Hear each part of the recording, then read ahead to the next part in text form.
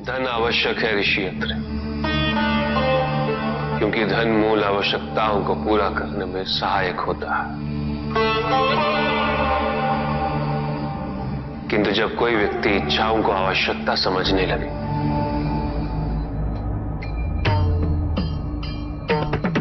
तो धन कितना ही क्यों ना पर्याप्त नहीं होता, क्योंकि इच्छाएं अंतहीन है। इसलिए मनुष्य कभी ना समाप्त होने वाली इच्छाओं की पूर्ति हेतु धन संचय को ही अपने जीवन का लक्ष्य समझ लेता है।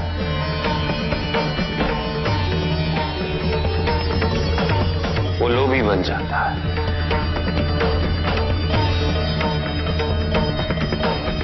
वो भूल जाता है कि उसके जीवन का मुख्य लक्ष्य ईश्वर के समीप आना है।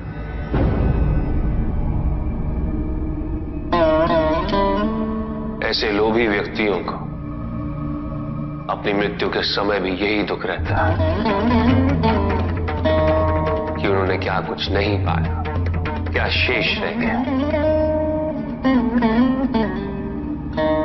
ऐसे समय में वो एक क्षण के लिए भी ईश्वर का स्मरण नहीं करते।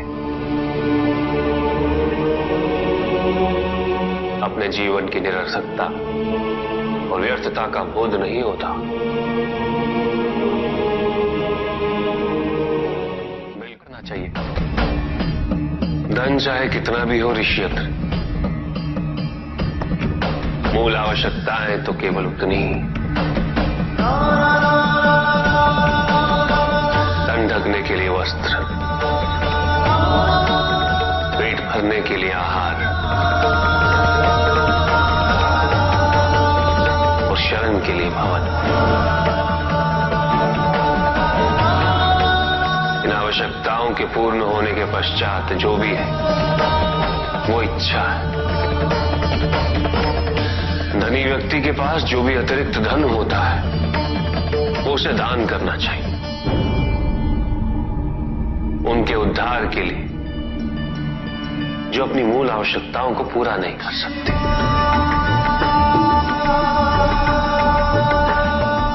ऐसा करने से संसार में समानता होगी,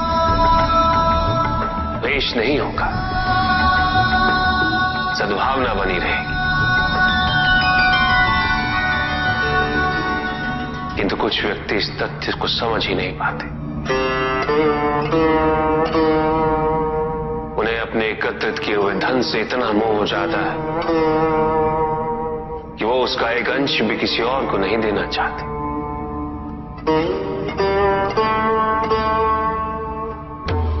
ऐसे व्यक्तियों की सूची में सर्वप्रथम स्थान कुबेर का है।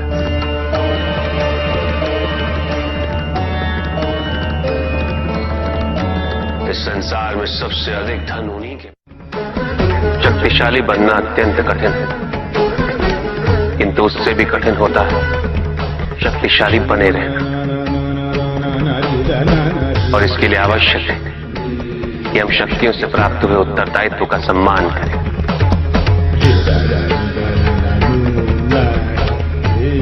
अन्यथा हम स्वयं पर निरंतर खो देते और ये हमारे पतन का कारण बनता है।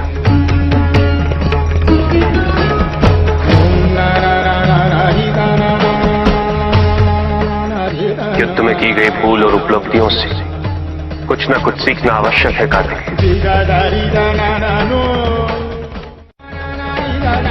बुराई और अच्छाई के मध्य ये युद्ध निरंतर चलता रहेगा।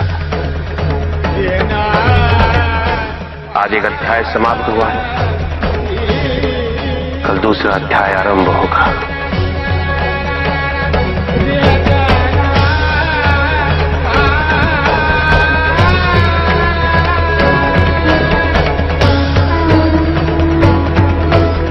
जब तक इस समस्त संसार में बुराई है तो अच्छाई भी होगी, किंतु अच्छाई और बुराई के युद्ध में जीत सदैव अच्छाई की ही होगी। आध्यात्मिक कार्य के लिए शरीर को, सीमाओं को और अहम को तोड़ना और उसे पार करना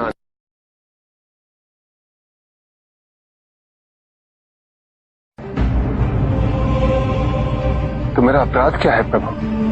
तुम्हारा अपराध था एक त्रिदेव को दूसरे से बड़ा समझना, उनमें भेद करना, उनमें तुलना करना।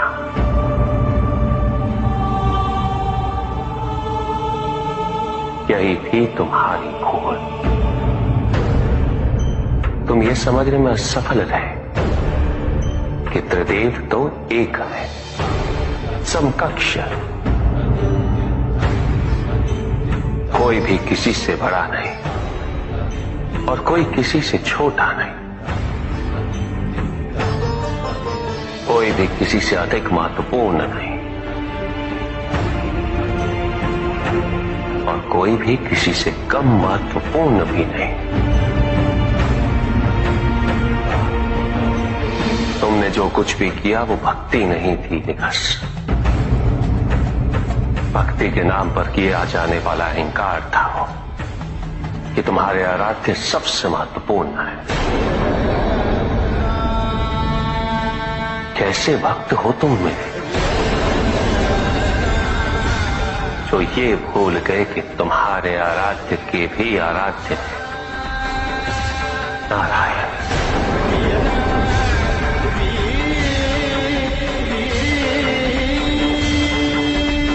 भक्त यदि सच्चा तो उसके पास अपने आराध्य को पाने के अतिरिक्त ये सोचने का समय ही कहां होता है कि उसके आराध्य से महत्वपूर्ण भी कोई है या नहीं। वो तो प्रतिपल अपना ध्यान केवल अपने आराध्य पर ही स्थिर रखता है और जब ऐसा होता है निकस तो ना तुलना होती है, ना प्रतिस्पर्धा होती है और ना ही किसी प्रकार की कोई ईर्ष्या होती है। बात तो केवल आनंद की अनुभूति ही विद्यमान होती है।